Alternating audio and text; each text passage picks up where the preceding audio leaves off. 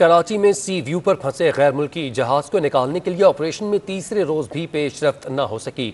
जहाज को खींचने वाली ताकतवर क्रेन बरदार बोट को ऑपरेशन के लिए तैयार न किया जा सका। इस हवाले से मजीद तफसीलात अयाज राना से। अयाज राना, बताइएगा क्या तफसीलात हैं? तीसरा रोज है ऑपरेशन, अभी तक उसमें कोई पेशरफ्त सामने नहीं आई। बिल्कुल, जैसा कि ये ऑपरेशन आज जो जहाज़ को निकालने के लिए करना था, लेकिन कल जो गुज़िश्ता शाम को एक वाक़या पेश आया। जो जहाज़ को खींचने वाली बार्ज, क्रेन बार्ज थी, वो ख़ुद जिसका एयर टूटा और वो स्लिप होती हुई जो है और वो ड्रिफ्ट होती हुई हमने देखा कि वो ख़ुद जहाज़ के बराबर साहिल में आके जो है वो इस वक्त रेत में धंस गई है। आज सुबह जब बताया ये जा रहा था कि 11 बजे से जो है वो इस ऑपरेशन को शुरू किया जाना था, क्योंकि समंदर में जो जवार था, जो चढ़ाव था, जो हाई टाइड्स थी, वो 11 बजे से शुरू होनी थी और 12 साढ़े 12 बजे के करीब जो है वो मुकम्मल हाई जिसके पानी की सतह को जो है वो सहारा लेते हुए इस जहाज़ को जो है वो समंदर की तरफ ले जाना था। लेकिन जिस क्रेन की मदद से ये तमाम जो रेस्क्यू और रिफ्लोटिंग का जो अमल था वो खुद अब ताखीर का शिकार इस वजह से हो गया कि जिस क्रेन ने इसको लेके जाना था वो इस वक्त वो जहाज़ के बराबर में आके खड़ी हो गई है। उसकी अभी तमाम रेस्क्यू का उसका अमल के लिए जो है वो हम देख रहे हैं समंदर के अंदर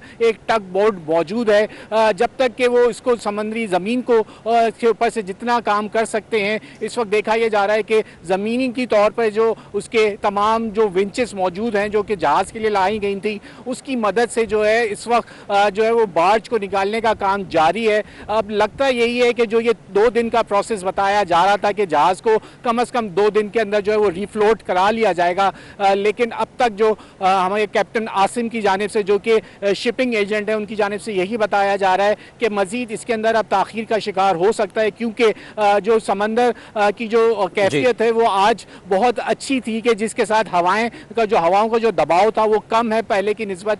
लेकिन उसके लिए अब ये बताइएगा, ट्रेन की मदद से जहाज को निकालने वाला प्लान जो है वो गालिबन नाकाम होता नजर आ रहा है। ये बताइएगा, इंतजामिया की जानिब से प्लान ए, बी और सी पर ऑप्शंस रखी गई हैं कि अगर ये प्लान काम ना किया तो हम प्लान बी के जरिए इस जहाज को समंदर में उतारेंगे, रीफ्लोटिंग करेंगे। क्या बताएंगे आप उन्हें?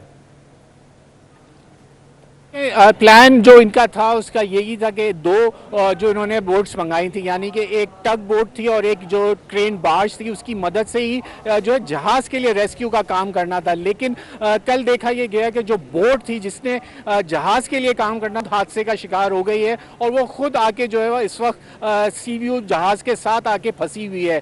अब उनको प्लान बी या सी जो वो खुद इम्प्लीमेंट, क्योंकि यहाँ जो मैरीन टाइप एजेंसीज हैं या KPT है वो इसका रखवाली तो कर रही है, लेकिन ये एक प्राइवेट फर्म के साथ मिलकर जो शिपिंग एजेंट जो कि कैप्टन आसिम जिसको लीड कर रहे हैं और वो तमाम इकदाम देख रहे हैं। उन्होंने यही बताया था कि हमने विंचेस जो हैं वो ज़मीनी काम पूरा कर लिया था और आज जो है वो जहाज़ को निकालना था। लेकिन अब जो है वो पहला काम जो है वो जो क्रेन बार्ज है, यानी जो बोट जिसके ऊपर क्रेन लगी हुई है, पहले उसको निकाला जाएगा। और जो इस वक्त मौसम है वो इस वक्त बेहतर है, लेकिन अब तक लग रहा यही है कि जो काम सुबह कर लेना चाहिए था, अब तक क्रेन जो है वो मौजूद है जैसे कि हमने देखा। लेकिन हम ये ज़रूर देख रहे हैं कि हाई टाइड होने की वजह से जो जहाज़ का पोजीशन, जो नोज़ है वो इस वक्त टिल्ट होती हुई नज़र आ रही है, समंदर की तरफ उसका रुख हो गया है।